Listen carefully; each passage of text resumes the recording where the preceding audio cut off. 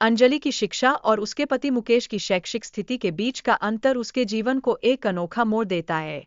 अंजलि पढ़ाई में काफी आगे थी, जबकि मुकेश ने अपनी पढ़ाई को पूरी तरह से नहीं किया था।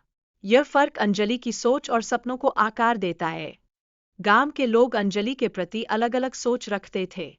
कुछ लोग उसे सराहते थे, जबकि अन्य उसकी शिक्षा को लेकर पारंपरिक धारणाएं बनाए हुए थे। यह सोच अंजलि के लिए एक चुनौती बन जाती है, जहां वह अपने सपनों के लिए लड़ रही है। एक दिन, जब अंजलि की शादी हो गई, तो उसकी मां और सास के बीच बातचीत शुरू हुई। इस बातचीत में परिवार के भीतर के तनाव का पता चलता है। वे एक दूसरे से बात करते हुए यह समझने की कोशिश कर रही थीं कि कैसे अंजलि की शिक्षा उनके परिवार का भविष्य बदल सकती है। तब अंजलि ने अपने पति मुकेश से कहा कि उन्हें शहर जाना चाहिए। लेकिन गांव के लोग उसकी शिक्षा और स्थिति को नहीं समझ पा रहे थे। उनके विचार अलग थे, और यह अंजलि के लिए एक कठिन समय था, जहां वह अपने सपनों को पूरा करने के लिए संघर्ष कर रही थी।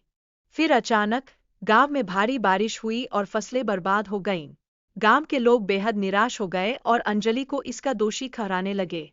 यह देखने में आया कि कैसे कुछ लोग अंजलि के खिलाफ खड़े हो गए, जबकि वह तो केवल अपने जीवन में बदलाव लाने की कोशिश कर रही थी। जब मुकेश ने अंजलि को बताया कि सरकार ने मुआवजे की राशि दी है, तो वह हैरान रह गई। उन्होंने सुना कि सरकार ने ज्यादा पैसे दिए थे, लेकिन गांव के अधिकारियों ने कुछ राशि अपने पास रख ली थी। यह सुनकर अंजलि ने सोचा कि अब क्या किया जाए। इसके बाद, गांव के लोग अंजलि की मदद से एकजुट हुए और अपने हक के लिए खड़े हो गए। उन्होंने एक दूसरे को प्रोत्साहित किया और अपनी मेहनत और संघर्ष की कहानी साझा की। यह देखकर अंजलि को बहुत खुशी हुई, क्योंकि लोग अब एकजुट हो रहे थे।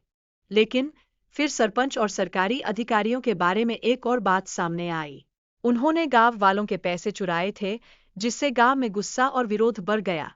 गांव के लोग अपने हक के लिए लड़ने लगे। अंत में, अधिकारियों ने सभी को उनका पैसा लौटाने पर मजबूर होना पड़ा। इस घटना ने अंजलि को और भी अधिक प्रेरित किया। उसकी शिक्षा और साहस ने गांव के लोगों को जागरूक किया। सभी ने मिलकर तय किया कि अंजलि को सरपंच के पद के लिए चुनाव लड़ाना चाहिए। अब अंजलि अपने गांव की आवाज बनने के लिए तैयार थी।